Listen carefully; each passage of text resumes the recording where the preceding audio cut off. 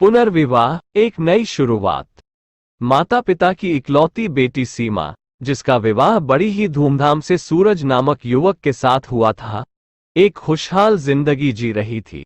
सीमा के व्यवहार और कार्यकुशलता से उसके सास ससुर बहुत खुश थे और वो सीमा को बहुत प्यार भी करते थे।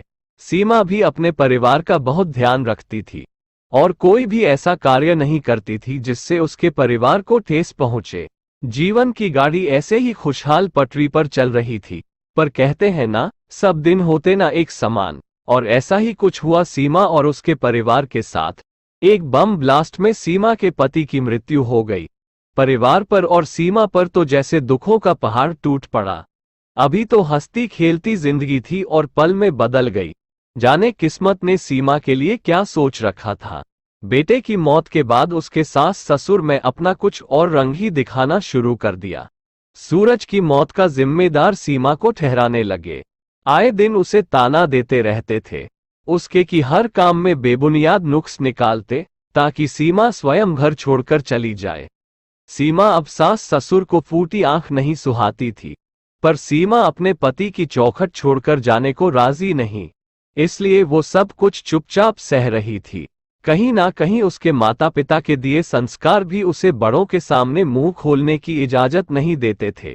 खैर, जैसे तैसे खुद को समझाकर सीमा के जीवन की गाड़ी आगे तो बढ़ रही थी, किंतु सीमा के लिए खुद को समझा पाना बहुत मुश्किल था।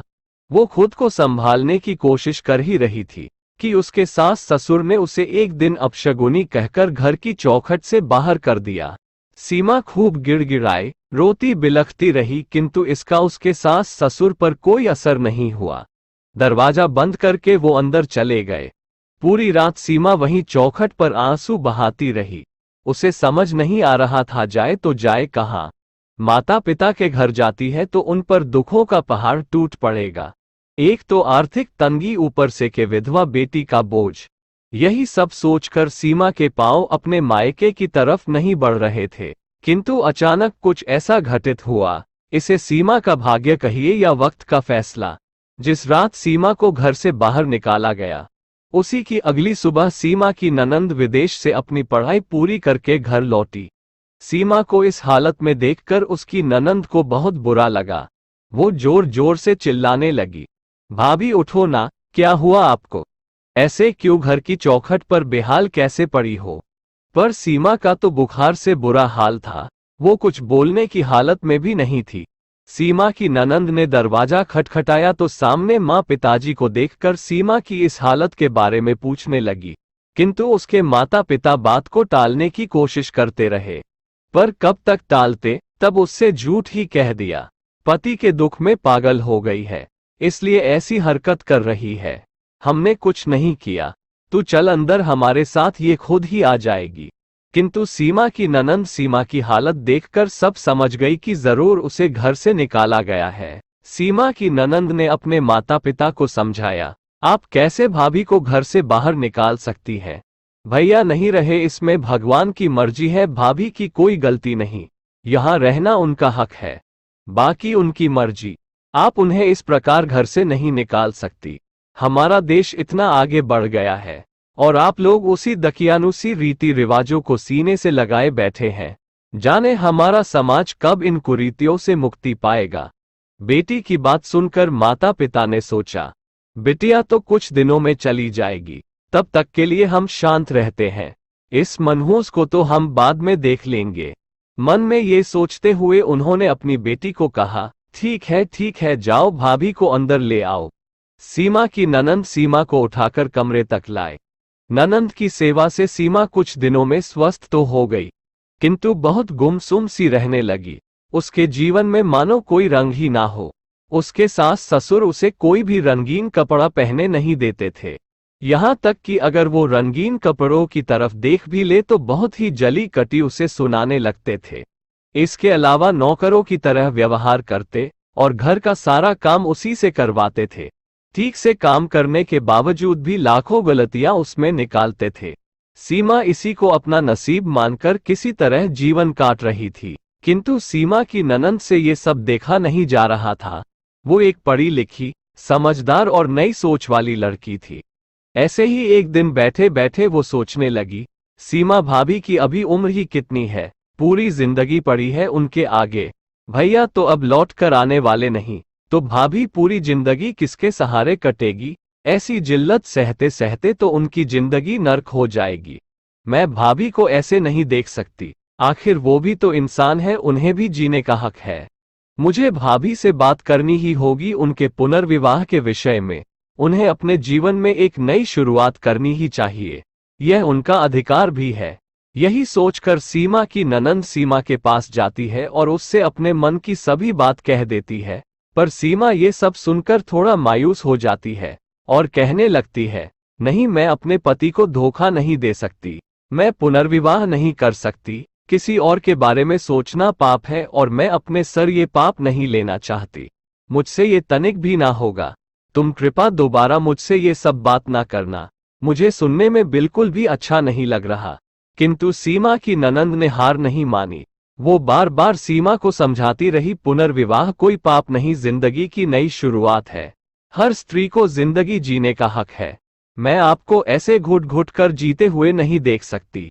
फिर एक दिन सीमा की ननंद ने उसे दीपक, जो उसका एक अच्छा मित्र है, जिसकी पत्नी का 1 साल पहले देहांत हो चुका है, उसकी पूरी कहानी सीमा को सुनाई। सीमा को दीपक की कहानी अपने जीवन से मिलती जुलती लगी, वो भावुक हो गई। तभी सीमा की ननंद ने तपाक से कहा, उसकी उम्र भी ज्यादा नहीं है और वो दूसरा विवाह करने के लिए तैयार है। आप कहो तो उससे मैं आपकी बात चलाती हूँ। किंतु सीमा ने इनकार करते हुए कहा, नहीं नहीं, तुम्हें ऐसा कुछ भी करने की जरूरत नहीं। फिर सीमा की ननंद ने कहा, अच्छा ठीक है, मिल तो सकती हैं आप, बस एक बार मिल लीजिए मेरी खातिर, उसके बाद आपका जो भी निर्णय होगा मुझे मंजूर है। ननंद के बहुत जोर देने पर सीमा उस व्यक्ति से मिलने के लिए तैयार हो जाती है। मिलने का दिन तय होता है। दीपक और सीमा दोनों मिलते हैं।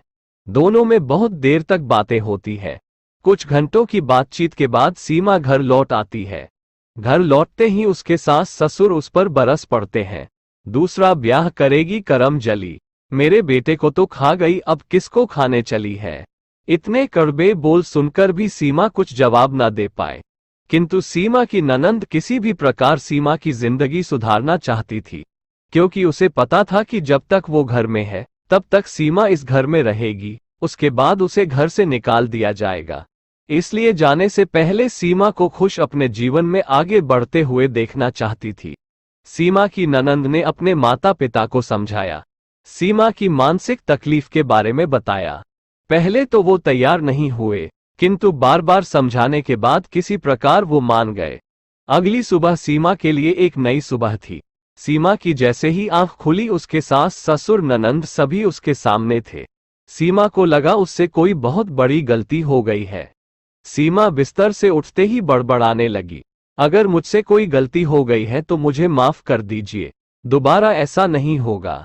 किंतु सीमा तब हैरान हो गई जब उसके सास ससुर ने मुस्कुराते हुए उसके सर पर हाथ रखा और कहा, आज से तुम हमारी बहू नहीं बेटी हो, और अपनी बेटी के हाथ पीले करने के लिए हमें बहुत सी तैयारियां करनी है। तुम सदा खुश रहो, अपने जीवन में आगे बढ़ो। सीमा को कुछ समझ नहीं आ रहा था, ये चमत्कार कैसे हुआ। फिर उसकी नजर अपनी ननंद पर पड़ी, वो भी मुस्कुरा रही थी। सीमा सब समझ गई।